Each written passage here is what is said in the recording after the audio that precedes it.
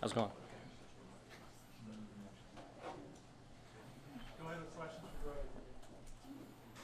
Our way. Brody, Mickey was talking about the team just having a reset and seeing it as a new start. Yeah.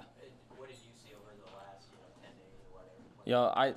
I can follow through with that. Mickey, he's kind of getting a different feel at practice and stuff, and kind of a different vibe going around. And practice kind of switched up a little bit, and I can see that it's definitely a reset for us. And every week we're thinking we're going 1-0 that week. 0-0 going into the game, and it's just beat the team in front of us. Brody, there's not a ton of players that are on the team that have seen as much change as you have kind of over the last few years. Can you kind of just take me through that, going back to when you were a freshman and where you are now? Yeah, I believe change is inevitable, in programs. You don't want to see this much change in a program in such short time, but, sometimes it's for the better. Change can also be a good thing, and I think Mickey taking over is a good thing for our program. I think he'll lead us in the right direction, but, change it can be brutal sometimes. I've seen a lot of different position coaches, a lot of switch-ups, but, if you find the right guy, things will work out for you. You and the guys in the receiver room have seen more of Mickey than guys in other rooms, especially on defense. Have you seen the leadership from your receiver room kind of him do that? Yeah, having Mickey in the receiver room, it kind of gave us a glimpse of what he was able to do, as a head coach. And, I think Mickey's a great guy for the job. And, we've seen a lot of things from him in that room. And I'm sure that he can turn this place around. And a lot of things that he does in the receiver room, it kind of gets us going. And, instead of being that laid-back guy in our room, he's kind of has to voice over the whole team now. And, I think he's the right guy for it.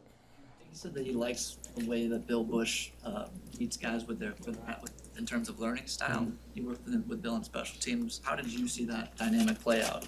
Yeah, Bill Bush, he kind of has a different coaching style, but it's one that I certainly love. He's kind of a hard ass at times, but it's a good kind of hard ass. And a lot of things that he says are pretty, he knows a lot of football. He's been through a lot of the game, and you really just got to pay attention to what he says, because he says some minute details, and you just got to pick him up.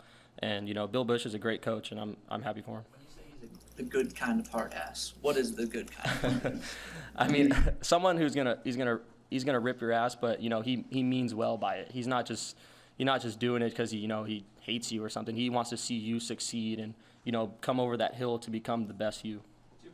The point about the learning style, I don't know if you would just have an idea how to describe yours, but if you could, what do you think that is? How do you learn, and how did Bill beat you on that? Yeah, for me, my learning style is more of on the field. I got to be coached, a certain way on the field for me, because to me that translates to the room. Because in the meeting room, it picks up a lot easier for me when we learn it on the field first, and you can see it, with 11-on-11 guys.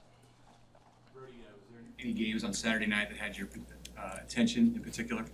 Yeah, I guess one in particular, Kansas State-Oklahoma game. It was a great game to watch, and my man Adrian played super well, and I'm super happy for him to take down a top 10 team, and hopefully they keep on going. What went through your mind when you saw him do your celebration?